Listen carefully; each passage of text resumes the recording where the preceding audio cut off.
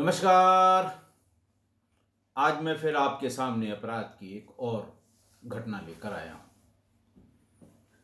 आज की घटना हालिया तो नहीं है, पुरानी है।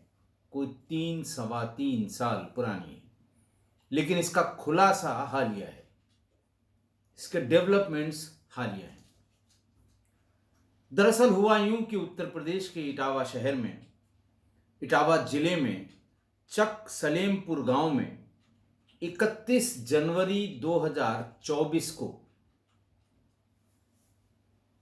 परिजनों को उसकी बेटी की लाश, जो पिछले 3 साल 4 महीने से इटावा शहर की मॉर्चरी के फ्रीजर में रखी हुई थी, वो सौंपी गई 31 जनवरी 2024 को। परिजनों ने फौरन उसका अंतिम संस्कार किया, वो भी 31 जनवरी 2024 को। नियम के अनुसार से सीआरपीसी जो कहती है कि मॉर्चरी में आने के 72 घंटे बाद अगर लाश का कोई क्लेमेंट नहीं है या उसको क्लेम करने वाला नहीं है, तो उसका अंतिम संस्कार सरकार के खर्चे पर होता है। यानी 72 घंटे के बाद आप किसी लाश को, चाहे वो अनजान हो, अनक्लेम्ड हो या जानकारी में हो, उसको नहीं रख सकते। लेकिन यहाँ इटावा पुलिस ने इस कंकाल को फ्रीजर में 3 साल और 4 महीने तक रखा। एक बात और दिमाग में आ सकती है कि हो सकता है अदालती आदेश के बाद ऐसा हुआ हो। ऐसा बिल्कुल नहीं है। मनमाने तरीके से पुलिस ने इसे उसके परिजनों को नहीं सौंपा। हुआ यूं था कि 19 जनवरी 2020 को चक सलेमपुर गांव की एक 19 साल की लड़की रीता अपने घर में अपने मां से बातचीत कर रही थी। नाश्ता करने के बाद सुबह कोई 10 साढ़े 10 का टाइम रहा होगा। इसी बीच रीता के फोन पर यानी मोबाइल पर एक कॉल आई। उसने मां से अपनी एक सहेली का नाम बताया जो गांव में ही बगल में रहती है, कि मैं उसके यहां जा रही हूं। चूंकि मां उसको जानती थी, ये भी जानती थी कि पड़ोस में रहती है, लिहाजा उसको मना करने का कोई औचित्य नहीं था। मां ने कहा ठीक है चली जाओ, लेकिन जल्दी आ जाना। वो उठी लेकिन तेजी से गई। कोई 5 घंटे हो गए लेकिन वो वापस नहीं आई। जब वो वापस नहीं आई तो मां सीधे उसी सहेली के घर गई। सहेली ने बताया कि यहां तो आई ही नहीं। मां का भी माथा ठनका कि आखिर यहां नहीं गई तो कहां गई। फिर इसकी 2 और सहेलियां उसी गांव में रहती थी। मां, बाप और भाई सब मिलकर सारी सहेलियों के यहां, हम उम्र लड़कियों के यहां या ऐसी जगह जहां वो हाल फिलहाल में शादी ब्याह में गई हो, उनके यहां तलाश की, लेकिन वो लड़की यानी वो रीता नहीं मिली। ऐसा भी लगा, हालांकि कोई इस तरह की बात, माँ बाप कहते हैं कि नाराज होने वाली कोई बात नहीं थी, लेकिन फिर भी कभी कभी माँ बाप को ये लगता है कि पता नहीं कौन सी मेरी बात मेरी बेटी को लग गई। लिहाजा पूरे गांव में माँ, बाप और भाई जोर जोर से आवाज भी लगाते रहे कि तुम चली आओ बाहर, जिसके यहां भी हो, तुम्हें कोई कुछ नहीं कहेगा। पूरा गांव भी इसी प्रोसेस में लग गया, लेकिन तब भी कुछ पता नहीं लगा। 8 दिन बाद, यानी जब 8 दिन बीत गए, सब जगह ढूंढ रहे थे, तो उस दिन यानी 8वें दिन उनका एक पड़ोसी राम कुमार भी उनके साथ आया। उसने कुछ ऐसा व्यक्त किया कि उसने सपने में ये देखा है कि ये कहां हो सकती है, जगह बताई। बहरहाल रामकुमार के पीछे पीछे उनका पूरा परिवार चल पड़ा। रीता का भाई भी था और रीता के पिता भी थे, टोला पड़ोस के और 2-4 लोग भी थे। रामकुमार आगे चलता रहा और अचानक बाजरे के खेत के भीतर मुड़ गया। धीरे धीरे वो बाजरे के खेत के भीतर घुसने लगा और इसी बीच में घर वालों को भी भीतर से दुर्गंध आने लगी। ऐसा लगने लगा कि भीतर कोई जानवर, पशु या व्यक्ति का शव पड़ा है। नाक पर रुमाल रखकर वो लोग आगे बढ़ने लगे और थोड़ा आगे बढ़ने पर, यानी लगभग बीच में पहुंचने पर, वहां एक जला हुआ कंकाल पड़ा था। जला हुआ ऐसा कि फ्लैश बिल्कुल कहीं नहीं रह गया था, धड़ के नीचे वाले हिस्से को छोड़कर। सिर का हिस्सा भी बिल्कुल पूरा जल गया था, हड्डियां ही हड्डियां थी। लेकिन शव के पास एक लाल रंग की चप्पल, जले हुए कुछ कपड़ों के टुकड़े और एक चांदी की अंगूठी, ये शव की विसिनिटी यानी आसपास पाए गए।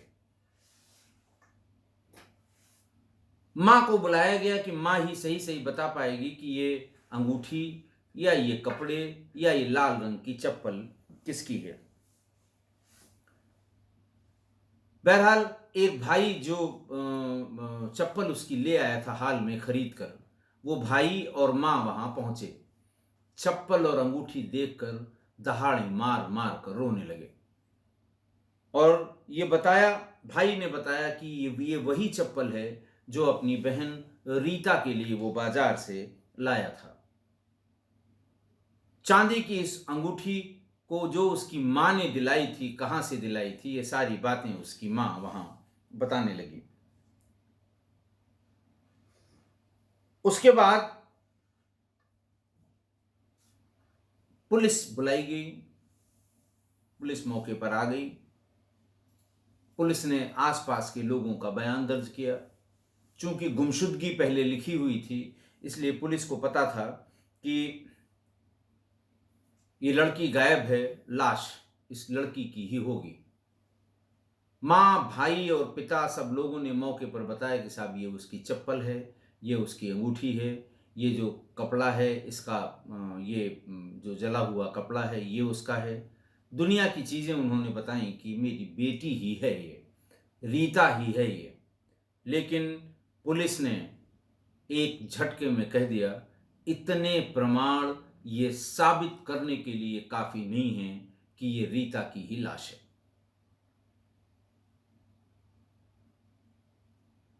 बहरहाल पुलिस ने उसे सील बंद किया और भेज दिया मॉर्चरी में पोस्टमार्टम के लिए। एफआईआर चूंकि कोई नहीं थी, इसलिए पोस्टमार्टम के लिए भी ये जरूरी है कि एफआईआर की कॉपी पोस्टमार्टम की रिक्वेस्ट के साथ नत्थी करके दी जाए। सीएमओ मार्क करते हैं कि कौन आदमी उस दिन के लिए पोस्टमार्टम करेगा।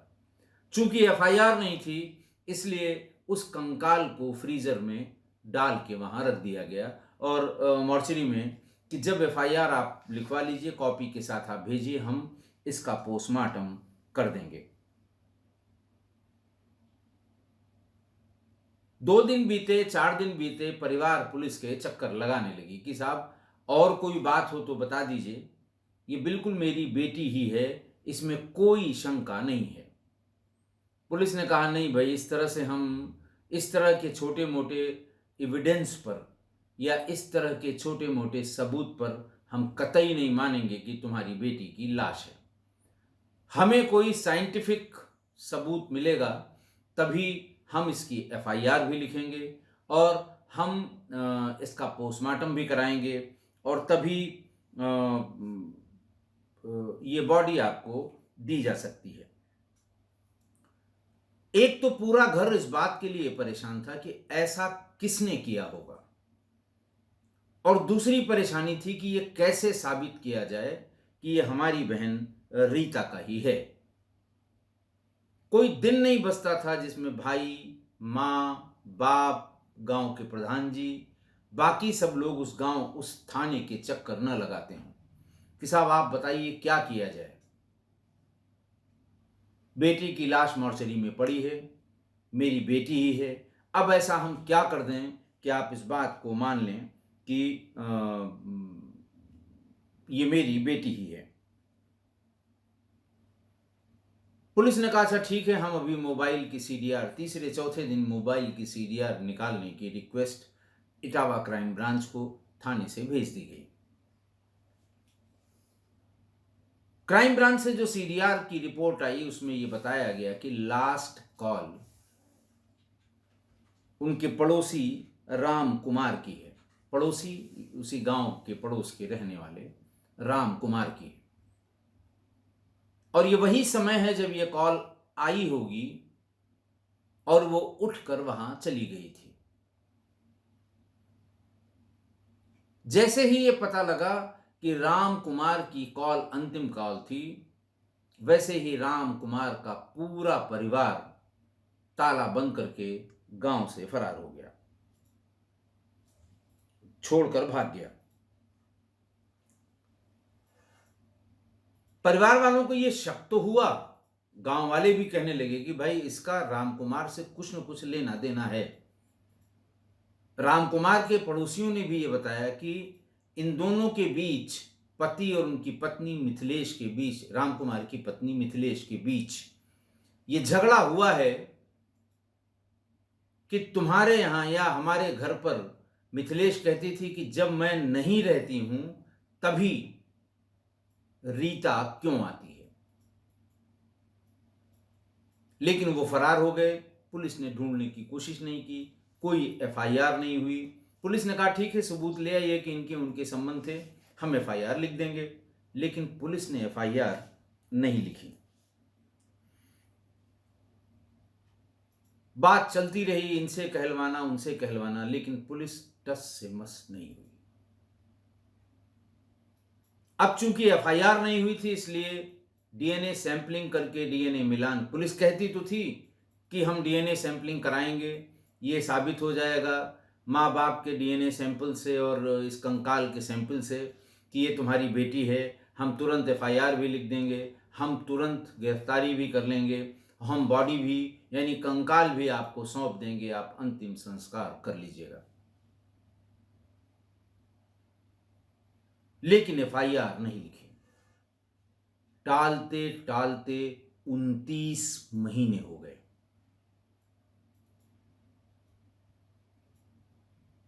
29 महीने यानी 2.5 साल। तब परिवार कोर्ट से एफआईआर कराने का एक आदेश 156(3) सीआरपीसी में ले आया। मजबूर होकर पुलिस को एफआईआर दर्ज करनी पड़ी। फिर परिवार ने कहा कि साहब एफआईआर दर्ज हो गई और अब इसका डीएनए करा दीजिए, डीएनए मैपिंग, डीएनए मैचिंग, जो भी आप कहते हो इसे, इसका करा दीजिए। पुलिस को लगा कि हाँ ये बात तो सही है, अब एफआईआर भी हो गई, अब किस बहाने से इसे टाला जाए। बहरहाल पुलिस ने कंकाल का सैंपल, माँ बाप के ब्लड सैंपल, एफआईआर की कॉपी, कप्तान की अपने यानी एसएसपी इटावा की रिपोर्ट के साथ डीएनए मैपिंग के लिए, डीएनए मैचिंग के लिए हैदराबाद की फॉरेंसिक लेबोरेटरी भेज दिया। घरवाले मुतमईन थे कि रिपोर्ट हमारी पॉजिटिव आएगी और तब हम इस कंकाल को अपनी बेटी मानकर इसका अंतिम संस्कार करेंगे। रिपोर्ट 2-2.5 महीने बाद आई, और जब रिपोर्ट आई तो फिर रीता के घर वालों के पैरों तले जमीन खिसक गई, क्योंकि रिपोर्ट में यह लिखा था कि कंकाल का जो सैंपल भेजा गया वो इनसफिशिएंट, उसका वो था, उसका जो मटेरियल है, इनसफिशिएंट मटेरियल भेजा गया जिससे जांच हो पाए, हेंस नो कमेंट। फिर घर वालों ने कहा कि साहब इनसफिशिएंट क्यों भेजा आपने, सफिशिएंट भेजिए, पूरा कंकाल है, शरीर की सारी हड्डियां हैं, उनसे एक बार पूछ लीजिए कि कितना भेजना है, किसको वो सफिशिएंट मानते हैं। जब बहुत घेराबंदी की थाने वालों की, परिवार वालों ने, फिर सैंपल भेजा गया। 2 महीने बाद फिर यही लिख कर आ गया, improper sample, insufficient sample, hence no comments. अब की बार परिवार वालों के सब्र का बांध टूट गया। उन्होंने थाने पर कप्तान के यहाँ यानी एसएसपी के यहाँ, एडिशनल एसपी के यहाँ, सर्किल ऑफिसर के यहाँ जाना ही बंद कर दिया। वो सीधे हाई कोर्ट गए, हाई कोर्ट इलाहाबाद। वहां पूरी बात उन्होंने बताई और अपील की कि साहब हमारा डीएनए सैंपलिंग करा दीजिए। अपनी अपील में, अपनी रिट में परिवार ने यह भी कहा कि सरकार अगर ये कहती है कि बड़ा खर्चीला है, हम उसका खर्चा उठाएंगे, हम अदालत में उसका पैसा जमा कर देंगे, कृपा करके हमारी बच्ची की पहचान करा दीजिए। अदालत बहुत नाराज हुई, पुलिस को बहुत फटकार लगाई। अपने आदेश में भी ये लिखा कि जब आप 72 घंटे से अधिक शव को मार्चरी में नहीं रख सकते, तो आपने पिछले 3 सालों से क्यों शव को मार्चरी में रखा है? शव का मतलब जो भी बॉडी पार्ट था, क्यों रखा है? 72 घंटे बाद आप ये मान के कि इनकी बेटी है दे के अंतिम संस्कार कर लेते और डीएनए सैंपल निकाल लेते एज पर प्रोसीजर। आप ये मानते कि नहीं इनकी नहीं है, सरकारी खर्चे पे अंतिम संस्कार कर देते। डीएनए सैंपल निकाल के पेरेंट्स का ब्लड लेके सीएमओ के सामने और भेज के दिखवा लेते कि वो वही लड़की है कि दूसरी लड़की है।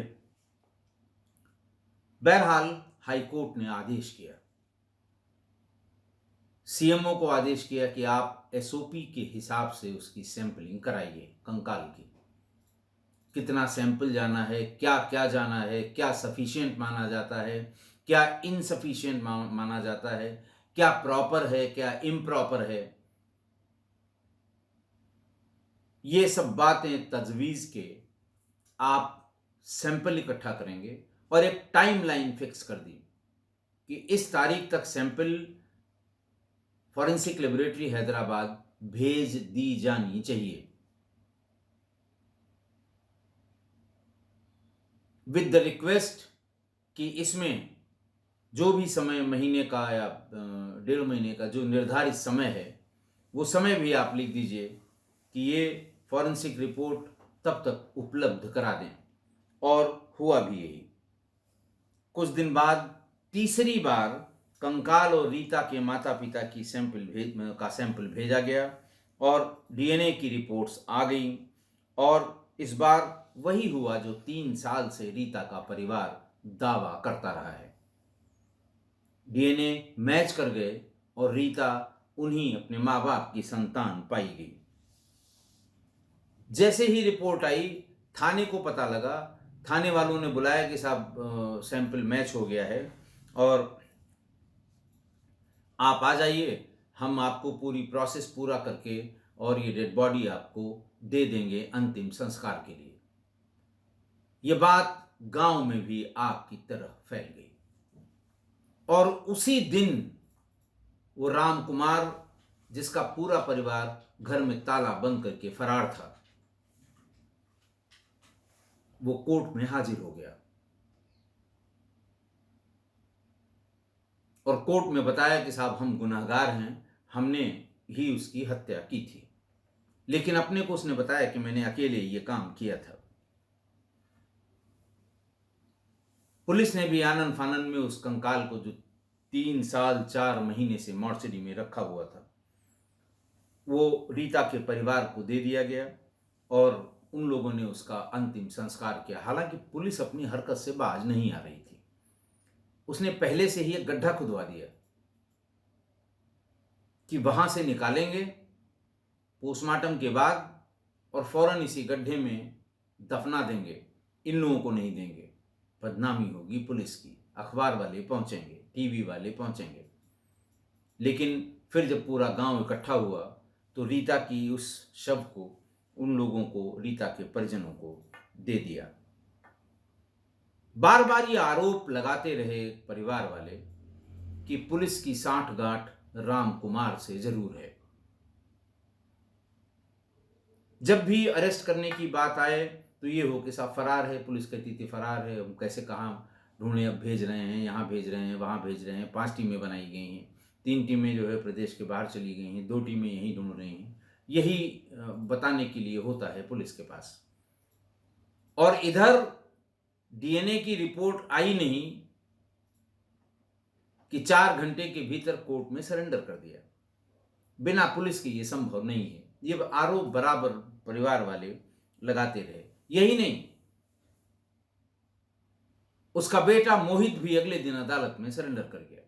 यानी परिवार वाले जिस बात को पिछले 3 साल से कह रहे थे कि यही परिवार है जिसने मेरी बेटी के साथ ऐसा किया और यही परिवार है जो हमारे सारे काम में अड़ंगा लगा रहा है, वो बात सही साबित हुई। लेकिन राम कुमार की पत्नी मिथिलेश और सत्येंद्र अभी भी पुलिस की पकड़ के बाहर हैं। परिवार यही बात कहता है कि मेरी बेटी को इंसाफ मिले और जो लोग अभी भी फरार हैं उनकी गिरफ्तारी हो। आज की घटना देखिए, पुलिस की सुस्ती और लापरवाही का इससे बड़ा उदाहरण संभव नहीं है फिलहाल में। मतलब 8 दिन बाद 19 जनवरी 2020 को वो गायब हुई और 27 जनवरी को उसकी लाश मिल गई। घर वालों ने सैंडल, चप्पल, अंगूठी, इन सब चीजों से उसकी पहचान करा ली। लेकिन पुलिस ने डिक्लेयर कर दिया एक तरफा कि हम आपकी इस पहचान को नहीं मानते। हम साइंटिफिक एविडेंस जब तक इकट्ठा नहीं कर लेंगे तब तक हम न तो इसका पोस्टमार्टम कराएंगे और न ही ये लाश हम आपको सौंपेंगे, क्योंकि जो साक्ष्य आप बता रहे हैं वो साक्ष्य पर्याप्त नहीं है। पुलिस के दिमाग में हो सकता है, हम मान लेते हैं कि उन्होंने ऐसा इसलिए कहा होगा कि हो सकता है किसी दूसरे की लाश पे कपड़ा चप्पल फेंक कर रख कर अपने आप को मरा साबित करने के लिए वो कहीं चली गई हो, क्योंकि ऐसी घटनाएं हुई हैं। और हमें महीने 2 महीने का वक्त मिल जाएगा कि अगर कहीं पर कोई गुमशुदगी लिखी होगी तो वो आएगा, पहचान करेगा, बॉडी मॉर्चरी में रखी रहेगी, वो बताएगा कि नहीं साहब ये उनकी लड़की नहीं हमारी लड़की थी। चलिए मान लिया कि बहुत गुड इंटेंशन से उसको उन्होंने रोक रखा था, पर 2 महीने, 4 महीने, 6 महीने बाद तो उनको ये सोचना चाहिए था कि अगर कोई लड़की गायब हुई होती, कहीं गुमशुदगी लिखी गई होती तो अब तक वो आ जाती या अब तक उसका पता लग जाता। और जब नहीं आया कोई तो एफआईआर दर्ज करके उसकी इन्वेस्टिगेशन शुरू करनी चाहिए थी। डीएनए की सैंपलिंग कर लेनी चाहिए थी। डीएनए की मैचिंग या मैपिंग के लिए उसे भेज देना चाहिए था। लेकिन पुलिस टरकाते टरकाते 2.5 साल उसने लगा दिए और कंकाल मॉर्चरी के फ्रीजर में पड़ा रहा। आप सोचिए, मरने के बाद भी उसे जो उसका हक है, बच्ची को, 19 साल की बच्ची थी, उसके लिए कितना इंतजार करना पड़ा। पुलिस ऐसा नहीं कि नहीं जानती थी कि हम 72 घंटे से ज्यादा इसे नहीं रख सकते हैं, लेकिन पुलिस तो पुलिस है। जो कह दिया वो कह दिया, जो कह दिया वो ब्रह्मा की लकीर हो गई। खैर 29 महीने बाद कोर्ट के आदेश पर एफआईआर दर्ज हुई। तब डीएनए का सैंपल भेजा गया फॉरेंसिक लैब हैदराबाद। कंकाल का सैंपल, माँ बाप का ब्लड सैंपल, महीनों बाद रिपोर्ट आई तो ये कहा गया कि सैंपल ठीक से कलेक्ट नहीं किया गया, हेंस नो कमेंट। चलिए, फिर भी परिवार ने धैर्य रखा, चलिए साहब अब की बार अच्छे से सैंपल कलेक्ट करके भेजिए। 18 अगस्त 2022 को फिर सैंपल भेजा गया, फिर वही रिपोर्ट आ गई कि साहब सैंपल प्रॉपरली कलेक्टेड नहीं है, सैंपल प्रॉपरली भेजा नहीं गया है।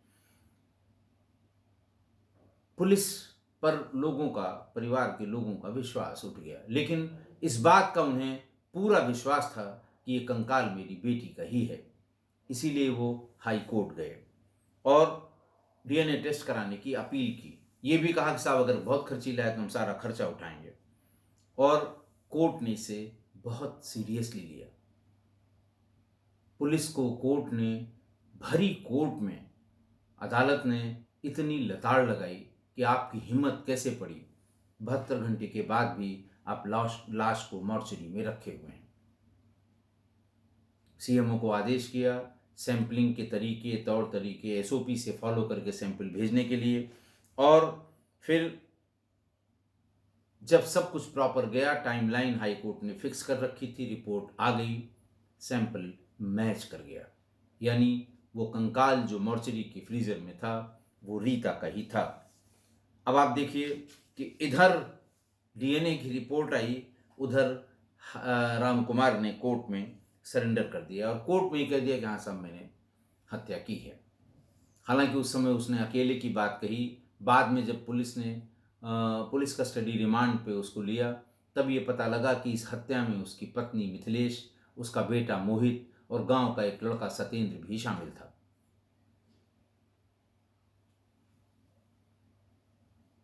मोहित ने भी सरेंडर कर दिया तुरंत, और जब पुलिस ने कारण ये पूछा तो राम कुमार ने बताया कि मेरे उस लड़की से संबंध हो गए थे, मेरी पत्नी को शक भी होने लगा था, पत्नी बार बार शक करती थी, जब मैं नहीं रहती हूँ, बच्चे नहीं रहते हैं, तभी तुम या तो उसके यहाँ जाते हो या वो तुम्हारे यहाँ आती है, और अगर तुम्हारा संबंध नहीं है जैसा तुम बता रहे हो, अभी फ़ोन करके बुलाओ और अभी मेरे सामने उसे चप्पलों से मारो, तब मैं मानूंगी। बहरहाल वो बुलाई गई, फिर पत्नी और बेटा पहले से तैयार था, गला दबाकर उसकी हत्या कर दी। फिर सब ने मिल के उसे बाजरे के खेत में ले जाकर, रात में पहले करने का इन लोगों ने प्लान किया, तो पता लगा आग जलेगी, लोग देख लेंगे, भागेंगे, इसलिए पहले से ही बीच में बाजरे की जो फसल है उसको धीरे धीरे काट के गिरा दिया, एक खाली स्पेस बना लिया और फिर वहाँ बॉडी को फेंक कर उसके ऊपर कई जो गैलन होते हैं 5-5 लीटर के, 3-4 गैलन मिट्टी का तेल ले जाकर उसे जलाया ताकि बॉडी पूरी तरह से नष्ट हो जाए। कहने का आशय ये था कि अगर साहब मैं ऐसा ना करता तो मेरी पत्नी का जो शक था वो सही साबित हो जाता, मेरा जीना दूभर हो जाता, ऐसा उसने बताया। अभी हालांकि आगे की भी बातचीत चल रही है। देखिए, इस प्रकरण में पूरी जांच, क्योंकि इतनी दुर्गंध आ रही है इस पूरे प्रकरण में कि इसकी पूरी जांच एक वरिष्ठ अधिकारी से कराई जानी चाहिए कि किस आधार पर पुलिस ने एफआईआर करने से मना कर दिया, दूसरा किस आधार पर पहचान होने के बाद भी उसको रीता मानने से पुलिस मना करती रही, क्या तर्क देती रही और कौन ये तर्क देता रहा। एफआईआर न लिखने का क्या आधार और कौन ये आधार बताता रहा। तीसरा कि बार बार डीएनए सैंपल इम्प्रॉपर या इनसफिशिएंट क्यों भेजा जाता रहा। एक बार जब लिख के आ गया तो अगली बार सब लोगों से, जानकार लोगों से पूछ के उस हिसाब से डीएनए सैंपल इकट्ठा करके जांच के लिए भेजा जाना चाहिए था, लेकिन उसके बाद भी नहीं भेजा गया। तो आखिर वो कौन था या किसके इशारे पर ऐसा हो रहा था।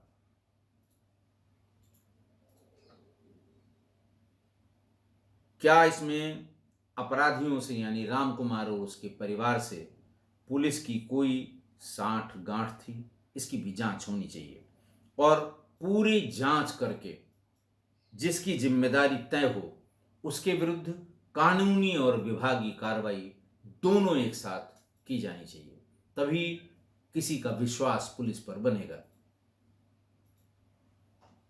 और इसी तरह की हरकत की वजह से आसपास तो लोग जानते ही होंगे कि साहब 3 साल तक वो कंकाल मॉर्चरी में रखा रहा। क्यों रखा रहा ये भी लोग डिस्कस कर रहे होंगे, किसने रखवाया वो भी ऐसे डिस्कस कर रहे होंगे। लिहाजा इसकी जांच हो और जो भी जिम्मेदार हों उनके विरुद्ध कानूनी और विभागीय कार्रवाई दोनों की जाए।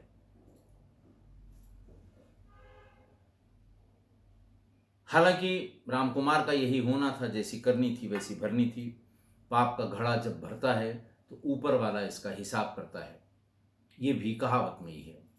तो हिसाब हुआ, कोर्ट में मान लिया, और पुलिस के पास एविडेंस हैं ऐसे प्रॉपर, बहुत मुश्किल होगा इसका जेल से जल्दी छूट कर आना।